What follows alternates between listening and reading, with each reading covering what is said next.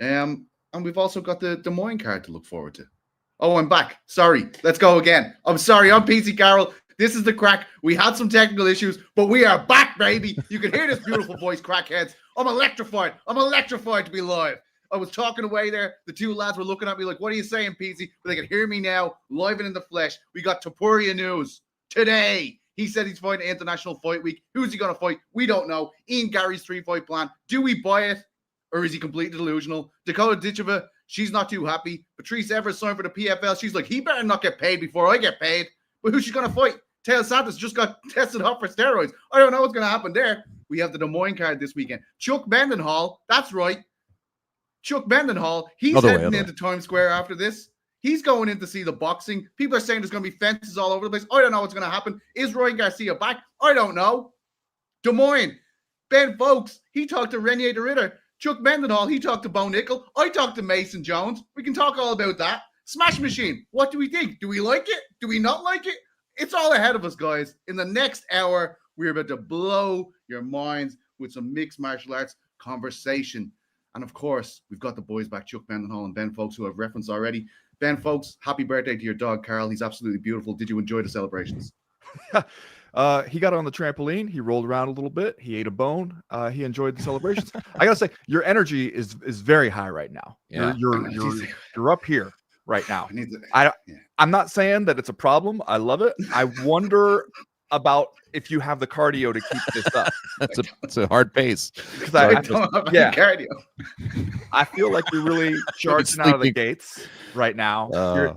You're kind of like heavyweight MMA right now, and that you got a lot of juice for the first 2 minutes, and then if you get into that third round, I think it could get ugly. Yeah, I'm gonna wrestle you guys up against the fence now for the last 2 minutes of this round, and then power through into the second. Chuck, you are literally heading into this card right later on. You're heading in. I'm gonna try it out, man. It's very scant on details, and I'm not sure what to expect. And I normally would not go to Times Square. You try to avoid it like the plague, man. But that's where it is, and we're gonna go check it out, and hopefully we survive. Yeah, it's going to be very interesting. I've been watching the updates all day about like, oh, are these fences going to be here? Are these fences going to be here throughout the thing? Like, it seems like there are about 350 seats around the ring, and then the rest will just be in the tall building surrounding. So I'm looking forward to hear about your experience there. We'll talk about that later on, of course. But today, boys, Ilia Topuria confirmed in an interview with, I believe it was Telemadrid, that he will be fighting at International Fight Week. Of course, the conversation doesn't move on that much because we still don't know who he's going to fight. It's the same conversation we've been having for months now. Will it be Charles? Will it be Islam Makhachev? Tell me, Ben, is he the most vital part to get done here? Like, is it him or is it Islam that people want to see here? Like, do you think Ilia is the most important part of this jigsaw to have him in place for International Fight Week? I think Ilia definitely moves the needle for you. He gets a lot of attention. He is a real burgeoning star for the UFC at a time when they really need stars. They really need him to become everything that he possibly can be. But you need Makhachev for this one. Because if you take Ilia Topuria out of the featherweight division, he relinquished that title. The division has already moved on with amazing speed. And he goes to lightweight. And if he just fights some lightweight, that's not a main event. As much as I like Ilia Topuria, love seeing him fight, think he has all the stuff you look for in a potential star. He's got to fight for the title here. If you mess that part up, if you just have it Ilia Topuria versus a lightweight contender in a fight to determine whether he gets to fight for the title, that's not enough for me. Not for the International Fight Week, the juice you want on something like that. You need to have that one be a real headliner, and you have it right there. It's very clear what you should do. You should do Topuria versus Islam Makhachev. It feels like champion versus champion. It feels like a really big deal. It also feels like a dangerous fight for Ilia Topuria in a way none of the existing featherweight fights would have been. He goes up there. I think a lot of people are going to think he's going to lose this one. His reach is exceeding his grasp, kind of. And so you create that interest by having him fight for the title, and you don't have that interest if he fights absolutely anybody else in a non-title fight. I think you said it, Ben, like for International Fight Week, especially, you have this expectation that the UFC is going to have something like a rabbit to pull out of the hat. It's almost like the UFC 300 thing. You kind of wait for what is that going to be. The other title fight that they have that's booked, right? Like is it's Kai Kara France, right? That's challenging for Pantoja. I mean, that by it, and then you have like another flyweight fight that's kind of signed to this card, and it's almost like when you look at that, you say, well, what is the biggest? What could satisfy all curiosities? It would be that fight. It would have to be Islam, because Ilia's movement towards that is all geared towards that. I don't like when I think about Charles Oliveira, for instance, it doesn't strike me as much. It's like it just doesn't strike me as worthy of that spot in that sense. He definitely is like the A side, but it's strange, like in terms of, Islam. I think that anybody just wants there to be doubt ahead of that fight, for there to be speculation both ways, for people to be like, I don't know who wins this fight. To me, that's part of the storyline, is like you get two of the best pound for pound fighters going at it. You're not sure what's going to happen. I feel fairly confident, and I don't mean to dismiss Charles, but he is, he's been around the game a long time. There's a lot of tape on him. I think Ilia, where he's at, would be a bad matchup for Charles. So I think that the intrigue and the level, the magnitude, it's only there for Islam right now. Yeah, it's also like Ben kind of touched on this earlier. The size disadvantage Ilia's going to have is massive in this division. Charles is a huge dude. Islam's an even bigger dude. If you risk this kind of, we'll put him in with Charles and that will whet everyone's appetite for his eventual title shot with Islam Makhachev, it could go tits up immediately. So that's what that's what I think it's too much of a risk to do.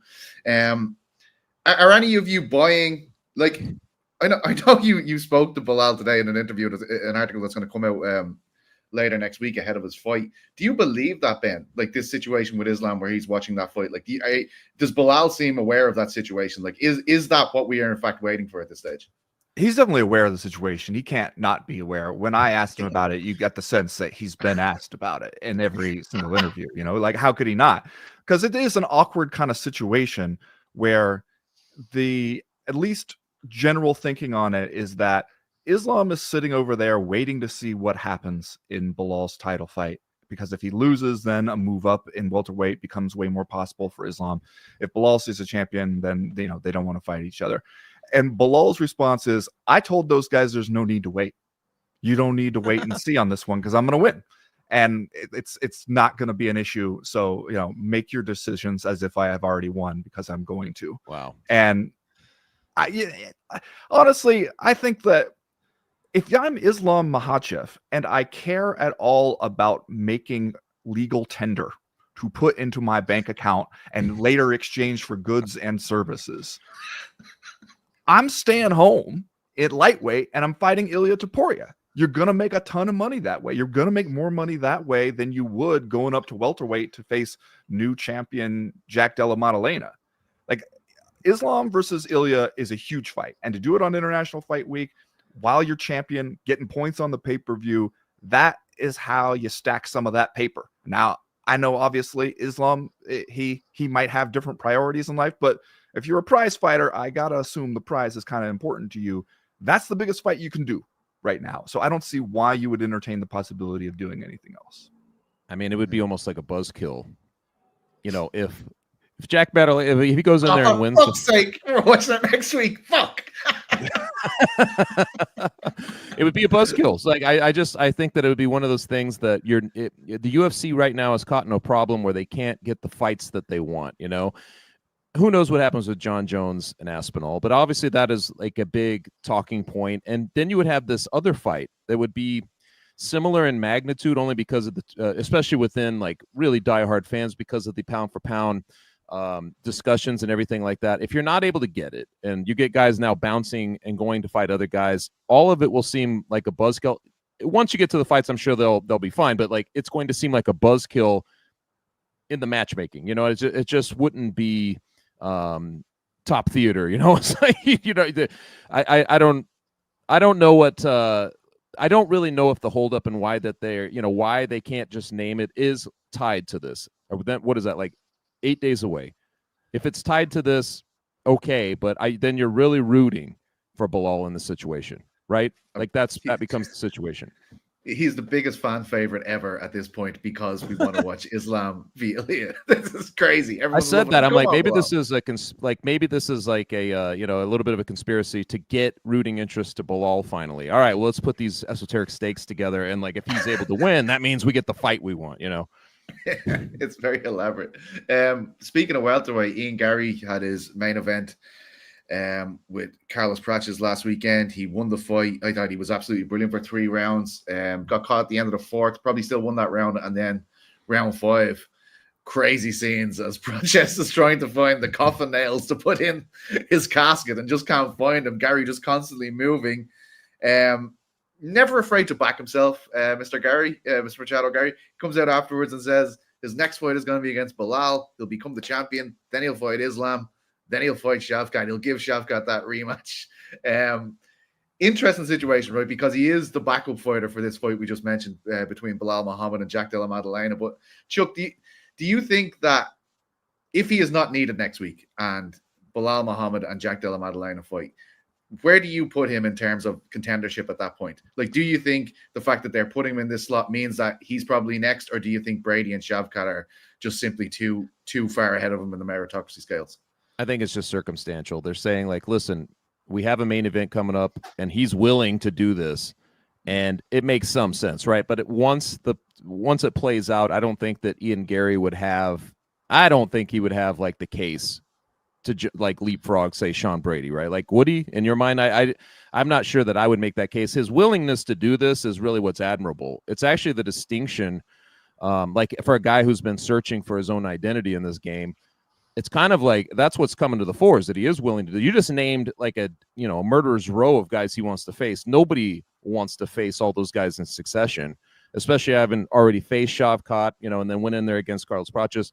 I give him like a lot of admiration for that, because I think that that's a very ambitious plan. But if everything goes off according to like as it's supposed to, I'd be really surprised if he leapfrogs and actually gets that fight next. Yeah, I think you're right too. That like you got to give him the attaboy points for just being willing to continue doing it this far, to step up against Shavkat, to step up here against Carlos Prates, and to demand to be given an opportunity to step up next weekend after just going 5 hard rounds. And so you admire that, and especially you admire it in contrast with the rest of the division, where we see a lot of these other guys where once they get into any kind of position where they could plausibly make a claim that they deserve to fight for the title, people tend to get real protective of those spots. And you turn around to some of those guys and say like, all right, how about you versus this guy to really determine a number 1 contender? And they're just like, nope, I'm only fighting for a title next. I think I've already done enough to get there. And they don't want to risk those spots. And to just see a guy really aggressively campaign to keep risking that and to keep risking it in kind of tough situations, it does make him stand out a lot. And you're right. So much of it ends up being circumstantial in a lot of these title fights. You'd like to think that it's always number 1 versus number 2, but the UFC has a strict calendar they're trying to keep to. And so a lot of times it's champion versus whoever picks up the phone and says yes for this date that we already have circled. And that's it. When you think about real quick, fellas, we gave Ilia a lot of, we talked about Ilia a lot, just the toughness of the 2 guys he had to beat to be in a situation, right? Holloway and Volkanovski. Now, if Ian Garry actually upheld this plan, you know what I mean? Goes against these guys, that would supplant the craziest, run that we've ever seen, wouldn't it? Like when you were mentioning these names, and I mean, you think about where they're at, Shavkat, all the, Bilal, these guys who haven't lost. If he's able to go through those, like, and obviously that's a big if, but if he were able to actually do that, that would be the craziest run in UFC history. Yeah. Oh, it would be crazy, man. And do you know what's interesting about it? Like, we haven't seen him, right? So he's talking about this Bilal fight, and Bilal is in this unique position in this division where he's like a nightmare match for everyone, because like there just isn't that many like wrestling dominated fighters at welterweight. Like there used to be a lot more grapplers. He's kind of having a lot of success in that area. We haven't seen Ian Garry fight a guy like that yet. Even a guy like Brady, who aims to take the fight down, uses immense top pressure. obviously there'd be a huge range advantage there for Garry in that in the striking realm of that fight. But gonna be very interesting to see those kind of fights from further down the road. Chuck, do you think that affects the optics of things, the way that fight finished? I saw a lot of people losing their shit online.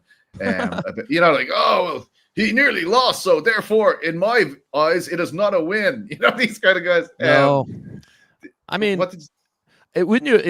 all it did really was bring people out of their seats in a fight that otherwise was just going one direction, because the first 3.5 rounds were fairly masterclass. I mean, he was keeping himself out of harm's way and just kind of controlling everything in that fight, piecing him up on the feet, mixing in the takedowns. I think he had like 20 takedown attempts. He got like 4 of them. I mean, he was doing kind of everything he wanted to do in that fight. And then at the end, which is kind of crazy because we talk so much about Praches. Well, he'll fade. He's a smoker. All this, he won't be able to do that. It was kind of a reverse, right, of what you would expect in a fight like this, where Carlos comes on strong. But I think it showed in the end just how tough of a dude he was beating.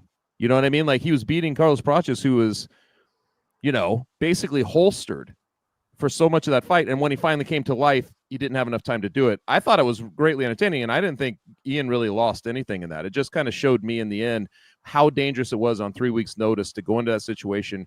And, you know, if that happens earlier in the fight, maybe it doesn't go his way, but it didn't. So he got through it. So I still give him, I think that's one of the best, if not the best wins of his career. Absolutely. Just before we move on, lads, where is the contenders, right? Take JDM, take Bilal out of it, obviously. But Brady, Shavkat, Garry, 1, 2, 3. I'm probably going Brady, Shavkat, Garry at this stage in terms of Brady. Head of Leon, or Usman? Who else is up there? Well, Brady's just beat Leon. Usman is fighting Joaquin Buckley next month. No, I think you're right. I don't know how you put Brady ahead of Shavkat at this point, because nobody beat Shavkat. You know, and especially if Bilal stays the champion, we already saw Bilal kind of dismantle Brady. And not saying that, you know, you can't ever earn a rematch if the guy you lost to is the champion, but you might have to do a little bit more than the guy who hasn't been beaten by anybody. And as long as Shavkat gets healthy, I think if you look at who would be a real risk to Bilal right now, just stylistically, I think it's Shavkat. I think that's a tough matchup for everybody in the division, basically, but a really interesting and a difficult matchup for Bilal. And this is the danger, though, of being a guy like Shavkat, where you get injured and you're out for even just a little while. How quickly people forget about you. Yeah, they just start to replace you. Yeah. Just go right here. Going into that Ian Garry fight, we were all saying, like, Shavkat is the guy. Shavkat is the guy to beat. Until we saw Ian Garry give him at points a little bit tougher of a time than we expected. I think we were all saying, like, Shavkat might just be the heir apparent at welterweight. Right. Like, rather than just the clear next contender, he might be the clear next champion. And then we saw, we got brought back down to earth a little bit. Who knows exactly how injured he was going into that Ian Garry fight. Taking the time off probably and to heal up is probably the right move for him at this point. But it is dangerous that you stay out 6 to 9 months while other people, especially Ian Garry, are staying real busy, fighting a bunch of fights, doing a bunch of interviews, getting themselves in the headlines a whole lot more often. And 9 months later, people could be like, oh yeah, Shavkat, I remember him. He just disappears when he's like gone, isn't he? He's like, you don't hear from him at all. It's kind of refreshing, isn't it? He could use like a cooking show, like Volkanovski has. He could use some kind of thing where he's just out there. Like, I would watch that. Yeah. Thinking about it. Just once a week, a 15-minute thing on like Instagram Live where he chops wood. That would be really good. Oh, man. Kind of soothing, right? Well, who would you choose right now if Brady fights Shavkat? That's kind of the, like, which way would you lean? That's a toughie. I'm not picking anybody over Shavkat right now. I think I'm in that camp still too. I can be swayed. I just said he is next in line for the title. I mean, I could easily be swayed into Brady in that one. Who is this Shavkat guy anyway? You know what I mean? Lads, moving from the welterweight division, which has taken up a lot of our time here today. They're not even fighting until next week. It's absolutely ridiculous that we're giving them so much time. Dakota Ditcheva looks like one of the big stars in the PFL. Looks like she could be a huge star in general. She's coming off that flyweight tournament win. Had a bit of a heel turn there yesterday from Dakota. So first of all, I thought Dakota Ditcheva is a Manchester City fan. Patrice Evra is a Manchester United legend. Patrice Evra signs for the PFL, and I see her putting this up in our stories. And sorry, we don't have these graphics, so just you're going to have to deal with my interpretation. This is on Air Jordan's fault. On vacation once again. That's his 26th vacation since we began this here. Absolutely ridiculous. I do love the guy, but I mean, come on, Jordan. Thanks so much to Andy, New York Rick, for saving the day again. Oscar Lozer's here with us as well. Anyway, to my point, Dakota shares out this image of Patrice Evra, Manchester United legend, and says, give him to me at this point. There's no way he's getting paid before me. Then a picture of a zombie woman and a knife. It's so much funnier to hear you describe these social media posts than it is to see them. This could be the new show, just me, a week in social media with Petesy. Here's another one. Describes what he sees on Instagram. The other one pertains to an MMA fighting post. Tyler Santos has been suspended for 6 months for failing a drug test. She obviously puts this on her story, and then the caption above this reads, laughing face, sad face, laughing face. Need more than a bit of juice to beat Barbie, hun. Think harder and smarter, parentheses, next time. LOLLL. So what we've got here is throwing in hun like she's a waitress at a diner. I know. Yeah. Top you off with some coffee. Just adding insult to injury with the hun there, I think. Need a warm up there, hun? All right. Whew. I'm going to lose my mind here. I can feel myself going into delirium. I'm just going to calm down. This is yet another one of the. He's a little hungover, Ben. I'm not going to lie to you. The DFL stars. I don't know what you're talking about. PFL stars who are disgruntled with their situation. We've seen Evelyn. We've seen Patchy Mix. This isn't a good look, lads. This really, I don't know. It really isn't, Ben, is it? It is not, especially because if you're PFL, it's like we've all been sitting around saying, like, what you need are stars, like kind of homegrown stars, people who come like on their way up through your organization that we start to care about and we really become invested in, because it's better and frankly cheaper than doing the version where you have to buy stars usually past their expiration date from the UFC after, they've reached the end of a contract. And, we know their name by then, but they don't have that many miles left on the tires. And you've got to really pay up front to go get those guys. Whereas here you're getting somebody where we don't know what the ceiling is yet. They seem to be still improving and still moving forward. And so the thing you want is to be able to build on that, is to keep that momentum going, give that person fights. The other big problem you have as the PFL right now is that you kind of been put in a bad light with all these disgruntled fighters you had, especially after the purchase of Bellator, where you absorbed that roster, but then you had a lot of those fighters really angry at you, basically saying you're not honoring the terms of their contract. Give me a fighter, let me go. You have to let a bunch of them go in the end. And you have a lot of just like you ended 2024 with a lot of bad looks publicly. Mm-hmm. And so the last thing you need is to have one of the few stars that you have that's actually seeming like somebody who could fulfill that role that you need, again, being mad at you very publicly for not being able to give her fights. It just does not make you look like a succeeding, thriving organization. It's just like you're combining two of your biggest problems into one big problem right now. And it also just seems like an unforced error. Like, she wants to fight, find her somebody to fight. What's the holdup? It's a horrible look. Especially at a time, I over the last year or two, it's been harder for the UFCs particularly to draw interest to the female ranks. Like, a lot of these fights are being kind of like, relegated to co-mains or even big fights that are ended up on prelims. And you see this burgeoning potential star, actually probably already is a star, who we had at Uncrowned named the Breakthrough Fighter of the Year of 2024. And I thought, truly one of the transcendent, because like Cedric Doumbé, we've got this magic moment thing happening for him in France, but this is somebody who might have what it takes to be kind of transcendent in the game. And I think her being 26 years old and having the lineage she does with her mom and everything that's going on with her, just her personality and everything like that. Like, you plug that into a big picture, and that's a star. And to see her, what is it going to be, 6 months at the end of May, not have a fight and to start get upset, and also pointing out like, hey, I might just be fighting the winner of this whole flyweight tournament that's going on at the end of the year, is really absurd. You know what I mean? I used to get so mad when the UFC would come on and be like, all right, we figured out our tough coaches for the coming season. And they would say, like, here's the two people. And you're like, oh, so you're putting two people on the shelf that you want to see fighting for at least 6 months, beyond whenever they're going to come back. That's what this feels like. And it's a hell of a business model to say, like, we built the star. Now she's going to be a dangling carrot for the winner of this tournament all the way at the end of the year. If that's really the case, that's the biggest buzzkill that you could do with her. Right? Yeah, and not only is she going to be the dangling carrot, she's going to be mad about it publicly. I know. And so, yeah, and you're totally right. That was how the tough thing always used to feel to me. That was why I was really encouraged when I saw that they made the transition for this most recent one to be like Daniel Cormier and Chael Sonnen. We were like, great, two guys where they're already retired. You're not taking them out of action. You're not taking them out of the rotation in order to do this.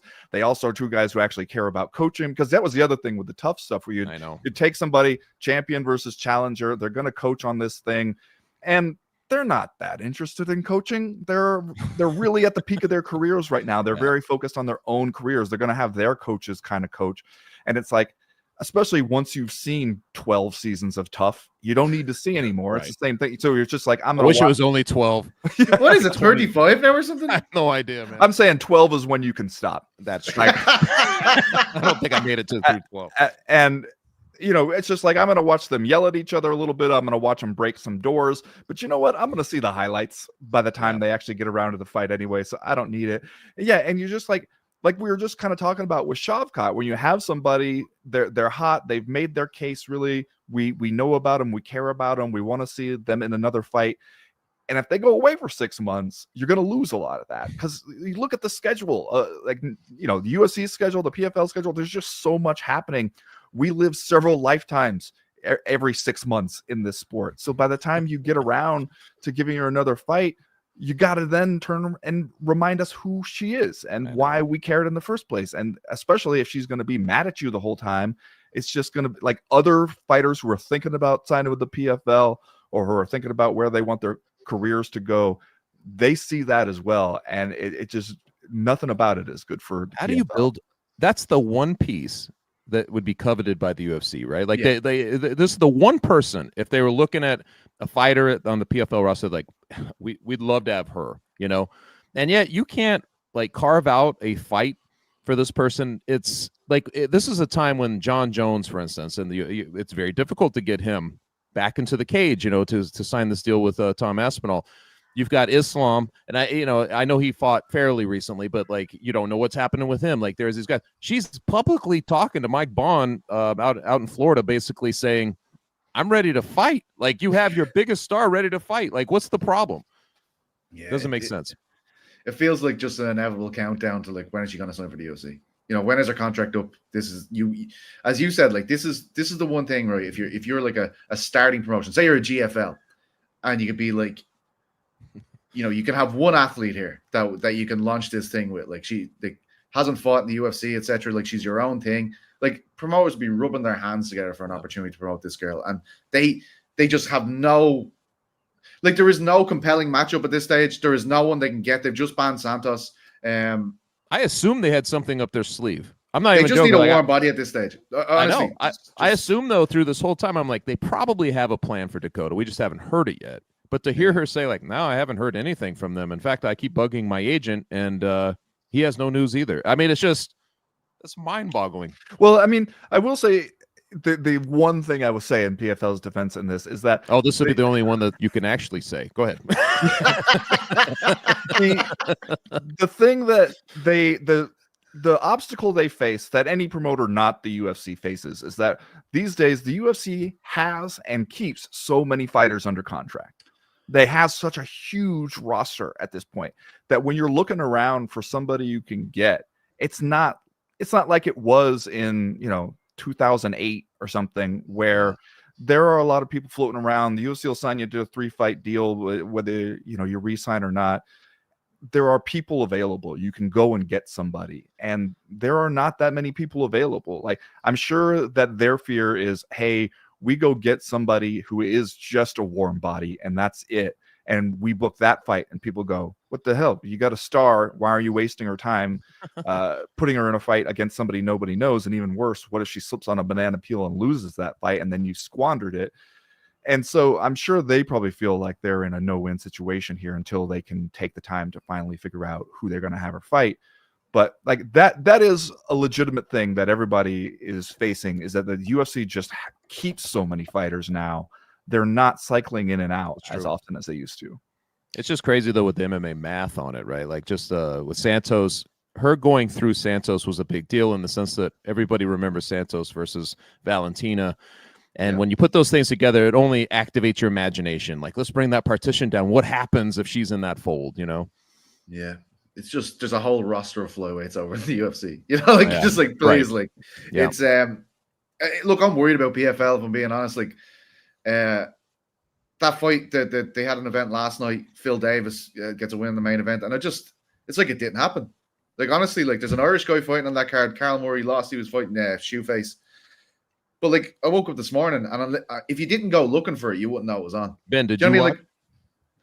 I watched a little bit of it on TV in a chicken joint in the basement of a chicken joint last night, and looked up just in time to see some of it going on, and I was just kind of like, oh yeah, but I mean, especially like, oh yeah, that's on. You got Phil Davis out there, and you're just kind of like, Phil Davis still. Like I like Phil Davis and everything, but you're also just kind of like, all right, like that's a tough way to try to be gaining ground on the UFC at this point. I wonder if Phil Davis still has a book club. The last time I talked to him was like 8 or 10 years ago. He had like some book club he was running down in San Diego, and I was like, you run a book club? Like, so they would meet at each other's houses and discuss just like you would in a book club. I was like, doesn't that seem like the craziest thing? And I haven't really thought of them much since then, but you wonder.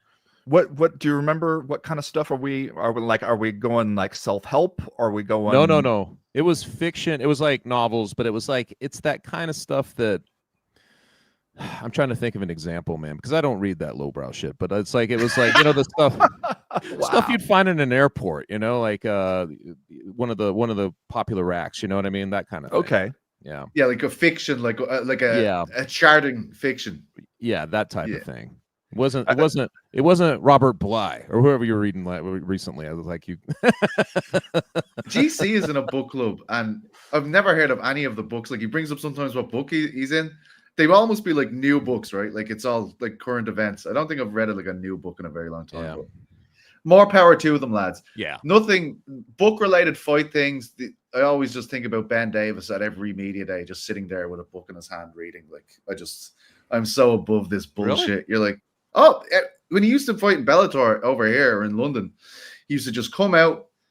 Those media days, every fighter sitting around, and Ben would just have his book there, just sit down, look. He wouldn't be looking for any. You come over, you ask him what he's reading, he'd just be like, This would rather be no big deal. In my room reading. My daughter, who's in 4th grade, they make them take a field trip every year to see a basketball game, a University of Montana basketball game. And I asked her once how it went, and she was really mad because she was like, when I got there and they shuffle all the kids into the stands to watch this college basketball game, but the other people are paying money to go see. And she looked over and saw one of the girls in her class had brought a book. And she was like, nobody told me we were allowed to bring a book. That's what she said. Classic. That's brilliant. That's funny, man. Sounds like a winner. So yeah, PFL not looking great. Ben, your article with RDR is up, right? He's got this big fight with Bo Nickel.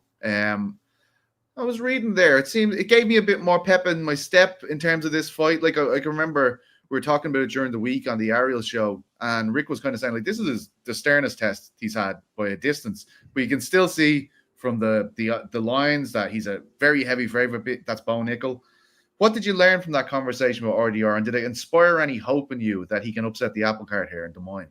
I appreciate RDR's forthrightness because he has that kind of, I don't know if you think that it's just like the Dutch communication style where it's just it's pretty direct, man. Like, he's going to tell you exactly what he's thinking. He's not going to dress it up too much.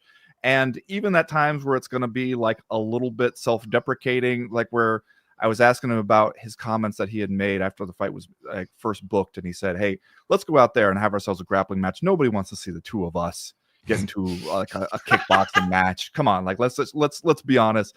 And when I asked him about that, he was just like, I work on my striking game, but I'm not going to be Israel Adesanya. And I understand that. So like, we both are really good grapplers. Let's go do that together.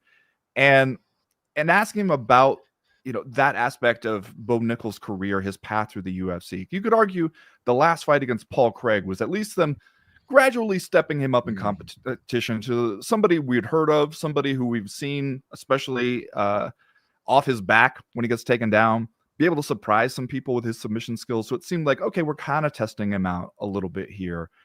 But some of those early fights, it was just the UFC clearly trying to be in the Bo Nickal business. We're going and we're finding people that we know he's going to beat up, and we hope he looks good doing it. And he's out there as like a 20-1 favorite. And this one, where he's merely a 3-1 favorite over RDR, seems like way more competitive. And when I asked DeRitter about that, he was just like, honestly, because of how tailor-made his fights had been for him to this point, I was surprised this one came together. When the UFC approached me about this fight, I was like, yeah, sure, I'd fight that guy. But I didn't know if his team was going to agree to it, because I felt like they're clearly doing a thing with him, and they're not really doing a thing with me. They're giving me tough fights and finding out, let's see where this guy lands with him. They're trying to chart a little bit of a course. And I will be interested to see how it goes, because, you've seen this before where a guy who's a really good submission grappler and knows what he is and is not trying to win fights just with like striking or anything, knows where he wants to be. The problem they face when they go up against really good wrestlers is that you don't necessarily get to decide when and how and where the fight hits the ground. Like, that's the thing you're kind of conceding to the other guy in a lot of those situations, is that you might have the better chance to actually finish a fight when it gets to the floor, but that might not be the case if you can't say, hey, we're going to the floor now, and when the other guy can always threaten and just stay alive, stay on top of you, and stay out of trouble. And so I was kind of asking DeRitter as politely as I could, like, what are you going to do about that? And he's like, I don't know, I think I take him down. Like, wow. He's not the only one who has takedowns. I think I can go in there and take him down. So that's the aspect I will be interested to see, because I do think this fight hits the floor. It's just who decides when and like where we end up when it hits the floor. It's crazy because, Bo Nickal is so used to kind of almost dictating where everything takes place, right? Like, he's so used to dictating how he wants to fight. That would be a truly interesting wrinkle. I think that it's a fascinating fight, and it is a big escalation, I think, from a guy like Paul Craig, who did last, by the way, to see the scorecards at least against Bo Nickal. Right, but people blamed Bo Nickal for that more than they gave Paul Craig. That's true. That's true. But like in Silver Linings business, Ben, we don't argue that. We just go. But I think that it has a fascinating element, and I was talking to Bo Nickal about this, and he's got guys like Carter Starocci and like Johnny Eblin, and I think he's almost in the Ben Askren way of thinking, which is, my one discipline is so good that I'm not going to do a ton. I mean, I think he trains MMA, but I think he's like, I know I can override most of what you're going to try to do just doing what I do well. And it's an interesting fight in all those levels, but like fighting in Iowa, like it doesn't just seem like this is perfect. I was writing about this. I was like, if you're going to have Bo Nickal, have his next in a co-main event, and Iowa makes sense. And I think that he looks at it like a little bit of a showcase for himself, because he wants to then headline the Bryce Jordan Center in Happy Valley. He wants to have like this as like a 17,000 seat. And I guess he told me that he's been in talks about and doing that. And I was like, well, if that's really the case, it kind of points to what you're talking about, Ben, that the UFC is kind of tailoring a little bit of his career, like putting him into situations where, it kind of shines a certain light on Bo Nickal. But it'll be very interesting, because we saw, like, I did that big piece on Peyton Talbot in a fight that he was something like a minus 800, and he loses, and it wasn't close in that fight. Sometimes, the odds makers are just going off of what they kind of understand about a guy, but then he'll meet his match in a fight like this. So I think there's some fascination in that to be found there. Well, what I was thinking when that Paul Craig fight for Bo Nickel, and I worked on a story this week that should come out later today, where I was talking to Demian Maia, because DeRitter specifically mentioned him as like, there's a guy who kind of showed you how you can be a submissions first kind of guy, a grappling first guy, and make it work for MMA. But Demian Maia is also a guy who had to learn how to do that and went on some wrong paths before he figured it out. And that's what I thought when I saw Bo Nickel fight against Paul Craig, and when you see some of these fights, you know how sometimes a guy, especially who's a grappler, he has to learn some striking to make it in MMA. So he comes from an all grappling background, and they say, you got to learn to box, kickbox, some stuff like this just to have a career in this thing. And so he learns it. He's a good athlete. He picks it up pretty quickly. The next thing you know, he talks himself into thinking he's good at it. Right. And instead of talking yourself into thinking, what you needed to be was proficient at it so that you didn't have a glaring weakness in that area, and that you needed to use it to be the thing that gets you to where you want to be. You need to think of it as like scaffolding, a transition from how you have to start the round standing up to where you want to be. And that took Demian Maia a while. He at some point thought he was a boxer, and his team had, after he lost that fight to Chris Weidman, had to come in and be like, no, you are not. And and he talks about how he had to really go back into his training and be like, look, I don't ever need to be doing just boxing rounds, like just standing there with big gloves on, boxing people in the gym. I need to be, if I'm boxing with boxers, I need to be throwing 2 punches and clinching and looking for where I could get a takedown from here, because that's where my path to victory is going to be. And so that's what I kind of wondered about watching Bo Nickel recently, where you're just like, you're rounding out the game, but don't forget where the strengths are. Like, it's not going to be enough to be a decent striker. And first of all, nobody wants to watch that. RDR was right about that. We want to see you do the thing that you're elite at rather than the thing that you are getting better at. And so, that's a misstep a lot of those guys make earlier in their careers. And that's where I'm curious in this fight, because, Bo Nickel, for all his wrestling experience and the sort of crafted path he's had so far in the UFC, he's facing a guy who has 3 times as many fights as he does in MMA. So the experience there could become a factor. We deal with a lot of delusion in this game too, man. Like, you were talking about this, and I'm sitting there thinking, do you remember like when Ronda Rousey knocks out Betch Correia, and now she's on the cover of Ring magazine and thinks she's going to stand with everybody? Joe Rogan said that she could probably box Mayweather. They're talking about her fighting Mayweather. I'm like, we live in delusion a lot of times, and I think these fighters are not immune to it as well. I think that they get in their heads that they can box. We've seen a lot of wrestlers do that over the course of time. Well, you have to, right? Like, if you're going to go in there, lock yourself in a cage with somebody else who's trained to hurt you, you got to have some delusion to talk yourself into thinking you're going to win all the time. I remember Greg Jackson telling me once, fighters have to be optimists. And that line between optimists and delusional is kind of blurry at times. I had a coach once say to me that he gets worried when his fighters are too intelligent. He's like, because he's like, they're gonna start realizing, like, I'm gonna damage my brain here. Like, this is in the long term, this absolutely makes 0 sense for me to do. And he's always like, those guys, they get into their own head. Like, you want a guy to just be recklessly pursuing this, completely delusional. I am the greatest fighter in the world, even if they aren't. That is the ideal mindset. Absolutely.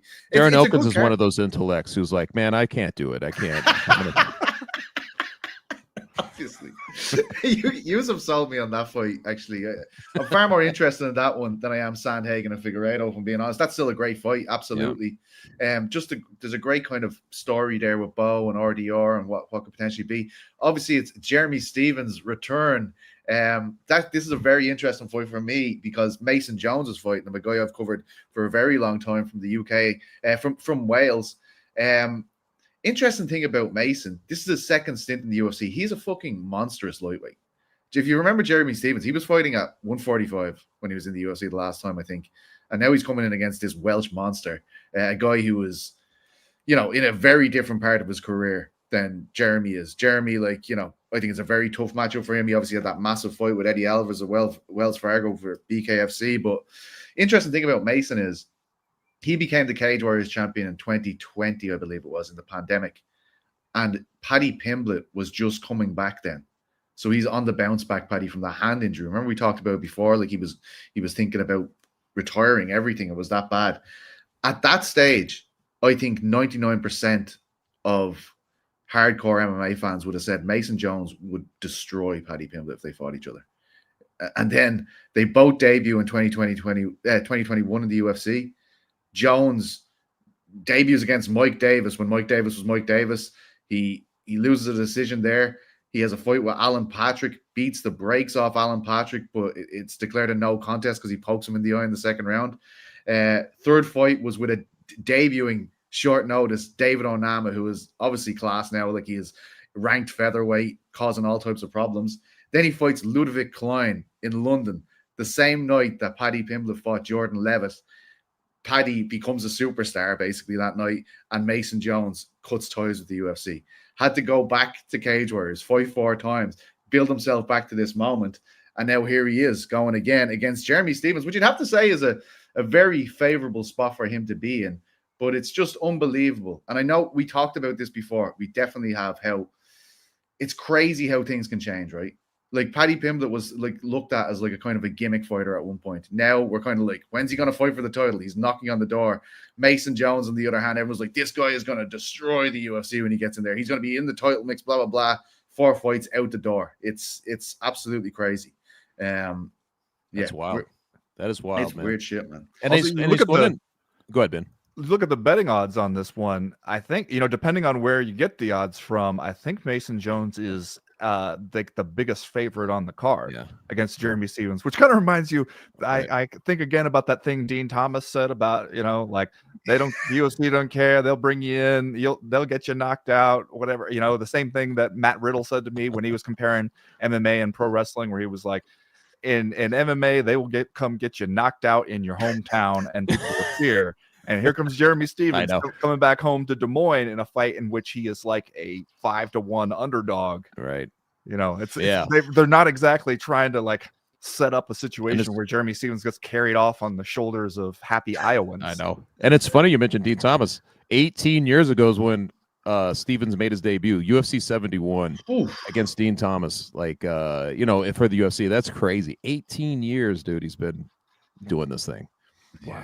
Just to get carried out, on like a gurney at the end of a fight in Des Moines. I mean, I will say if he does win, if he does shock the world and just pull off the upset, he probably is getting carried out on the shoulders.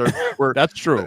A bunch of Iowans who grew up in nylon singlets are picking him up, and we're carrying him straight to Golden Corral, and we're partying all Waffle night. House.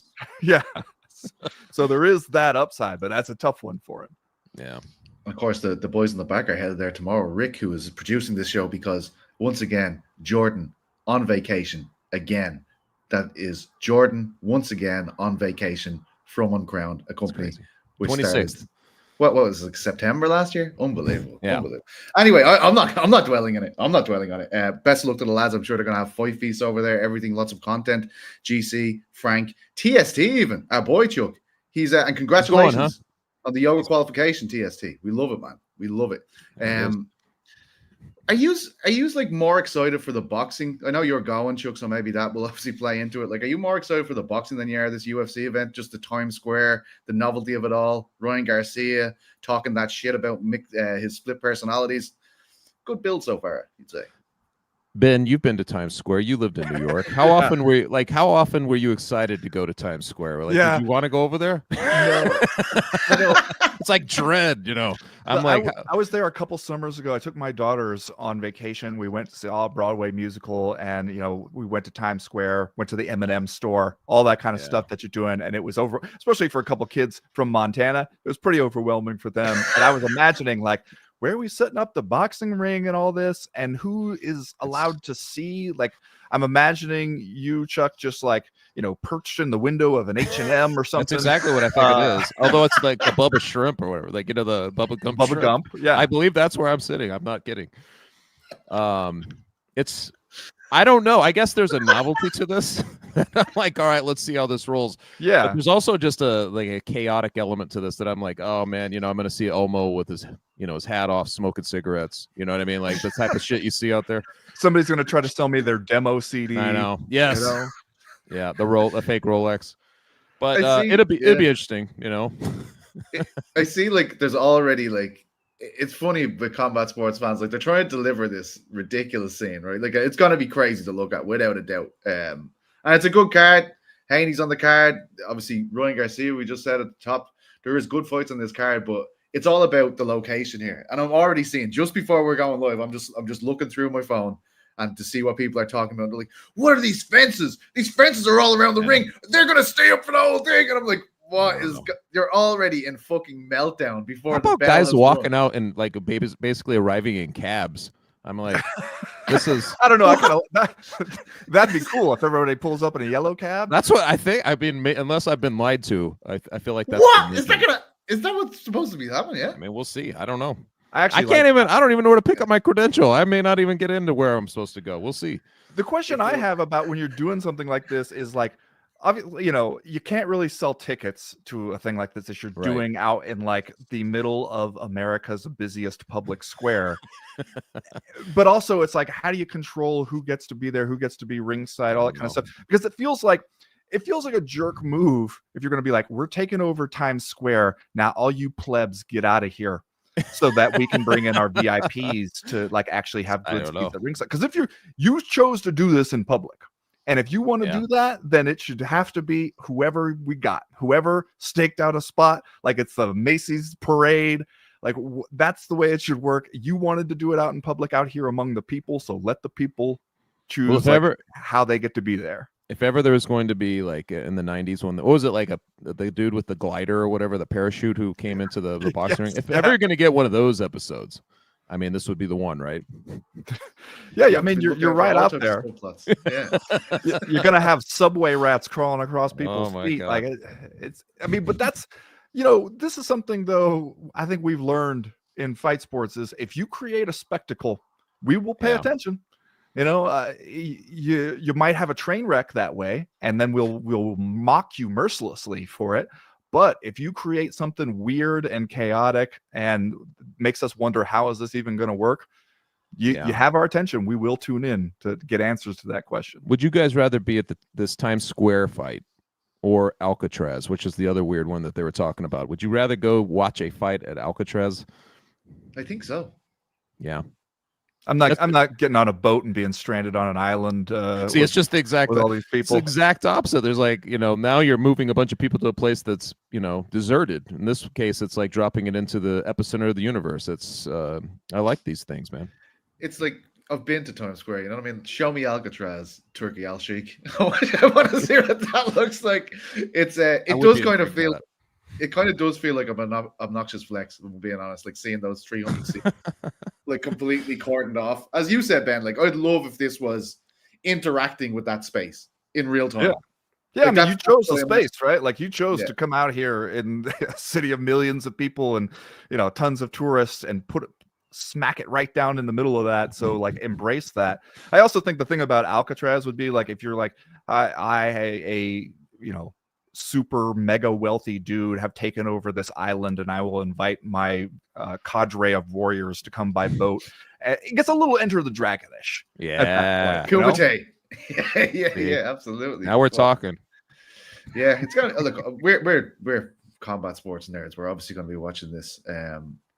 Interesting though. This saw a big article on The Athletic there last week about Turkey Al Sheikh. A lot of heat coming his way, and yet here he is with these big obnoxious shows. Like obviously not pulling.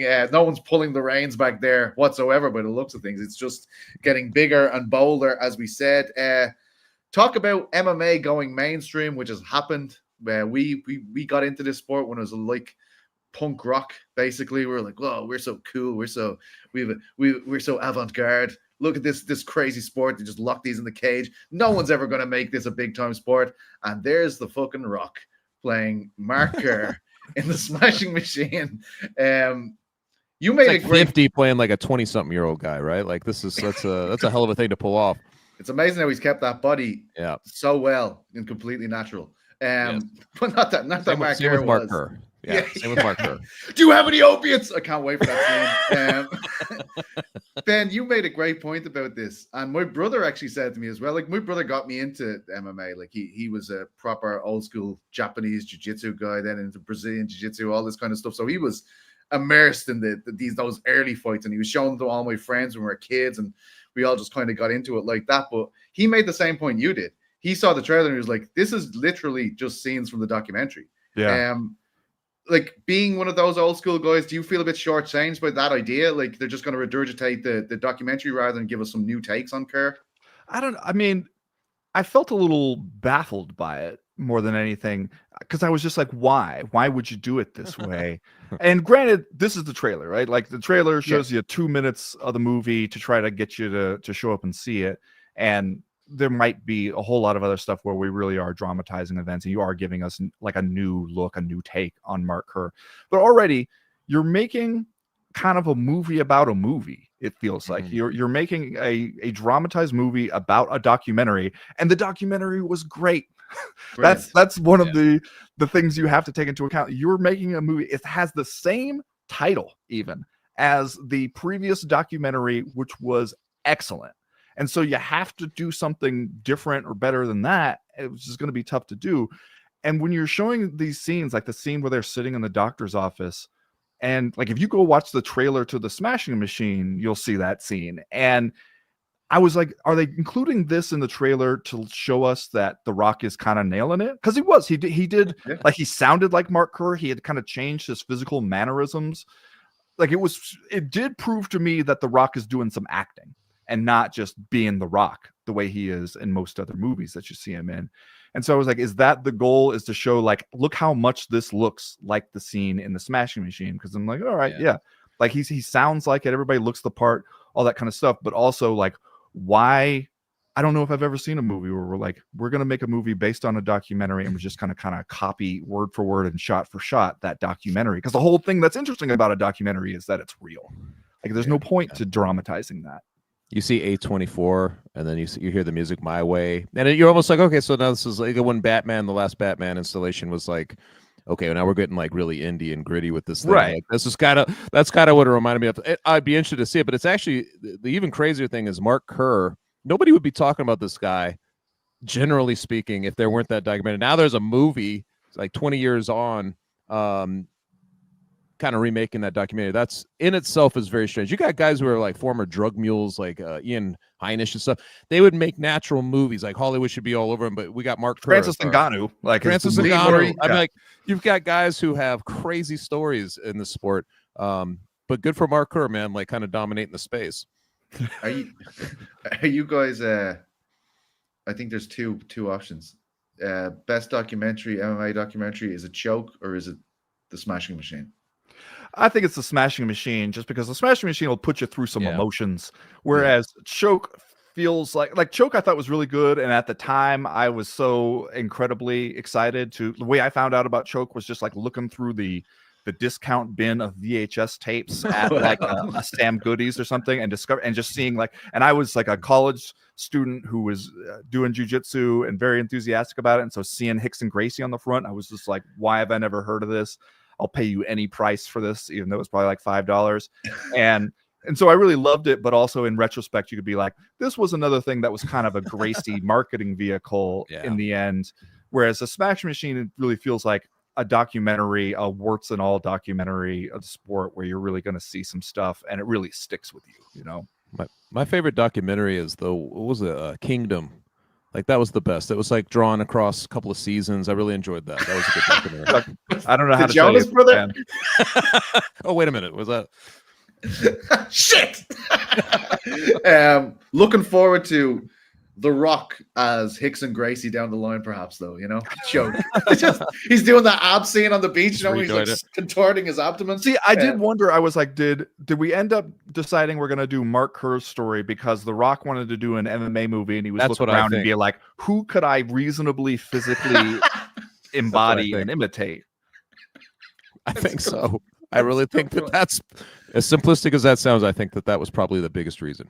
And I think as well, they get to kind of go in with both feet on the industry back then because the UFC as we know it, were not involved. You know, that's like Dana, etc. They can talk about drugs, they can talk about this, and then these saviors coming along and they made it mainstream. We got sponsored by Reebok, motherfuckers. Anyway, bringing back the energy here because we're finishing the show. Chuck us to get to Times Square. I want to go all day. These lads are like Chuck needs to go to the fights. I'm like, can we not do a 7 He was hour able to thing? hold that pace, Ben. Aren't you I don't know. impressed? I don't know if he held the pace, although there were some moments where the energy dipped down. He's jacking it back up now so he can finish strong for the judges. It's like that late takedown. Yeah. I've just been doing a lot of fence wrestling. It's Randy Couture v Brandon Vera. I want my fucking hand raised. But listen, thank you so much once again to Eric Jackman and Andy, because obviously Jordan is on vacation again, so he couldn't do that. So thank you so much to them for making this happen. I hope you're enjoying your vacation, Jordan. No bitterness here whatsoever from me. Oscar Losef, you're a beautiful man. Chuck Mindenhall, Ben Fowlkes, I love you both. Great to have you back. Look, best of luck in Des Moines to all the boys in the back. If you see them over there, give them a high five. They're actually, I mean, contrary to popular belief, quite nice people. I will give them that much. Chuck's going to enjoy the fights. Ben's going to enjoy the fights. He can't wait for next weekend's PFL. Sorry we didn't get to it there, Ben. Hopefully we get back to it another time. Happy birthday to your wonderful dog, Carl, again. Lads, that's all we've got. Go and read Chuck's article with Bo Nickel. Go read Ben's article with Demian Moy, which is out tomorrow, or the one he has with RDR right now. My article with Mason Jones will be up at some point, I believe.